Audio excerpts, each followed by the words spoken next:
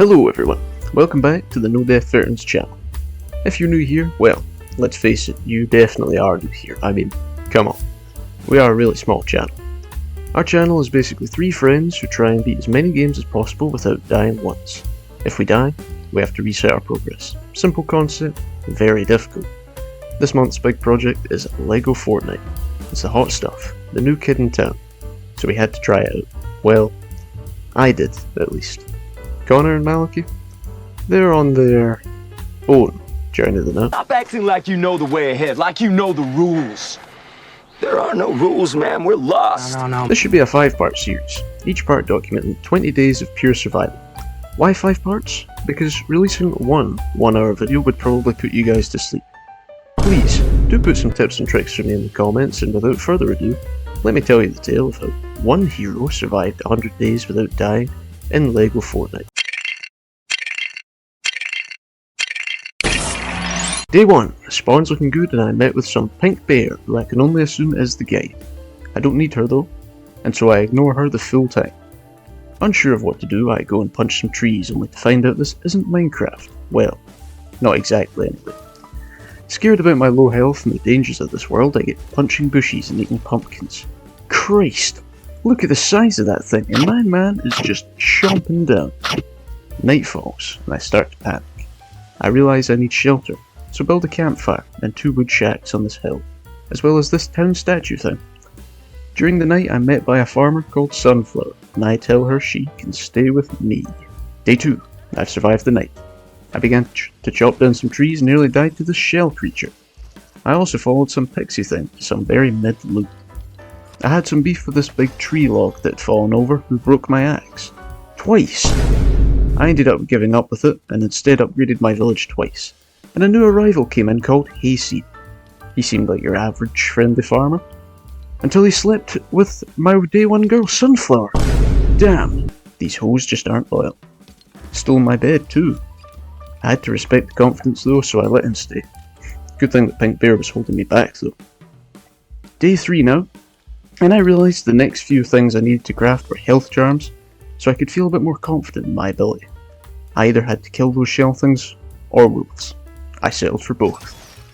I put a spinning wheel down, but everything is just so expensive, so I spent the rest of the day doing the only thing I knew how to do, resource farming.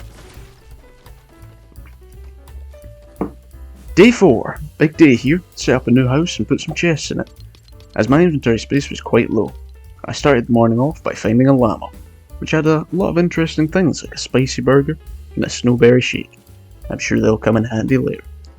I also saw an enemy camp, but I didn't dare go near it as I still have low health, which I fixed later on in the day. 4 hearts now and I'm looking good. Night falls and I'm heading home. I do not want to get caught out with a broken sword.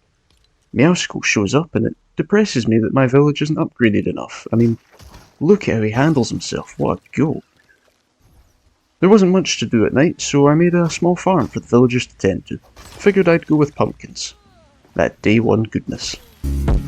Day 5, 6 hearts now and I'm feeling good. The villagers had done bits for the town, and I had a mountain of weird and wacky resources. I built a new shack. Don't really need it now, but testing what looks nice. I geared up and searched for a cave that day and found one instantly. The loot in the chests were good, but I couldn't break some rocks or tree roots in there. I must need better tools. I headed back to try and upgrade them, and I saw a raptor in my village. I was overjoyed and desperately spent the rest of the day trying to level the village up for him to stay. I got the resources and upgraded it one time, and then I got the rest and... Falling, dreaming, talking. In your sleep, I know you want to cry all night. All night. Raptor, no! Day 6 was a sad day. Seeing Raptor off in the morning, I began to starve.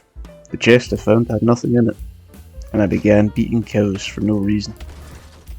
I farmed trees all day and night to try and soothe the pain of losing Raptor. Day 7, I came back with all the resources and began upgrading the place. Houses, decorations, even a watchtower. Rome wasn't built in a day, but my base certainly could be. I decided to get Silas into the crew and appointed him head chef. I think I made a pretty good decision there. Day 8, I did a bit of interior decor in the houses, but rapidly ran out of resources, so the job was kinda half done. Silas liked the improvements though. I assembled the band out of nowhere and got surprised by the Bright Bomber. She might be a good addition, but we're a bit full at the moment. On that night I upgraded my health to 9 hearts, boy I feel strong now, and upgraded my sword as well. The village is looking cosy, but it doesn't feel right having the villagers living where they work. And so on the morning of day 9, I moved them into new accommodation. These two are becoming quite the couple. Resources are at an all-time low day 9, so I head out to the nearby forest to get more wood. This little pixie is cool, but I'm not interested in it for now. I'm interested in the forest. The woods weren't too dangerous, apart from nearly getting crushed by a giant falling trunk. My new gear is slicing through everything like butter, so there's no real difficulty here anymore. I saw a rival watchtower that was a bit worse for wear. I had nothing on my home base one. There's levels to this game. Day 10. Big milestone day. Survived at least 10 days in this game, so mood is at an all-time high. The villagers are happy. I am happy. And how did I celebrate? Well, I began building a home for myself to live in. No better way to celebrate. I've got to furnish it, so while the planks were processing, I headed into the cave for more marble. I had a genius plan to scrape all the marble off the roof. Step aside, Fortnite sweats. There's a new builder pro in town. Another farmer arrived in town today called Otis. And what's the deal with all these farmers here? I wasn't all happy on day 10 though, as my last pumpkin in my supply came to an end. On the bright side, day 11, my house is fully furnished, well, with all the stuff I have access to right now at least. The camp is a mess. I wonder if stuff despawns, and I hope so. I tested if there was fall damage. There was. I also designed the small little boardroom in the top of the watchtower, only for the closest town members. The next goal I had was to unlock the next 3 crafting benches. The first one was the Stonebreaker, which needed knot root, so I headed into the nearby cave to scrape the last bits out of it. But I think that cave has seen its last day. Speaking of days, day 12 creeping around the corner, and I headed back to base to try and make these new machines. I didn't have room in the old shack, so moved the stuff out of Silas's old home. I'm sure he won't mind. I finally found another cave and went for a little explore. Day 13. I've been here all day and all night. It was meant to be a short trip. Just a short trip. But I can't find the exit. Will I ever? Well, yes I did on day 14. Crawled out there with broken tools and a mountain of wood in my pack. Man, was I glad to see civilization again. Or, well, a very small, minuscule, tiny piece of civilization. Day 15. Out with the old and in with the new. Otis is gone, now let's see who his replacement is.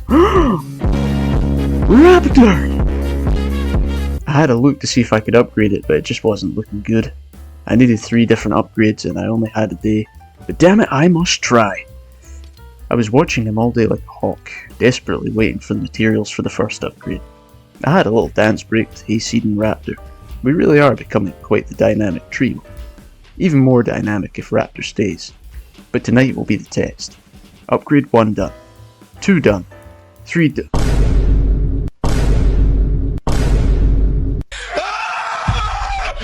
The dawn of day 16. Another depressing day.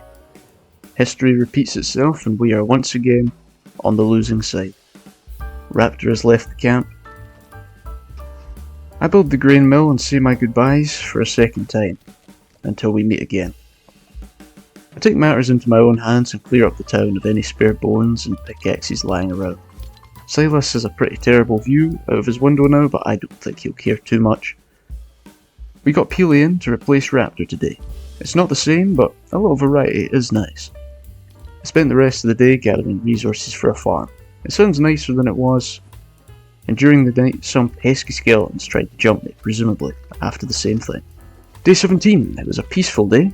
Worked on the farm, cooked some food, and then chopped down some trees at night. There's nothing else to report, it was just a solid day. Day 18, I thought the town could do with a new house on the block, so I installed this lovely 2-story house. That's right folks, you heard it here first. 2-story house, we really are living in luxury. That's really it for day 18, just working away on the house. 26 step-by-step instruction. There was a storm in the evening, I guess that's quite cool, and the Sparkle Specialist showed up. Still not going to recruit her, but nice to see her. Day 19, I was showcasing the villagers the remodelling work in the big house, and Sunflower particularly liked the long table. The inside still isn't completely finished, so I spent the rest of the day getting resources. Aura was in town, but who really cares? That's the furnishing mostly done. Time to take a nap. Day 20, huge milestone. We did it, or at least the first part of it. I broke out the emergency stash of pumpkins for it, and Raptor even showed back up. On this celebratory day, I danced and cheered with the locals.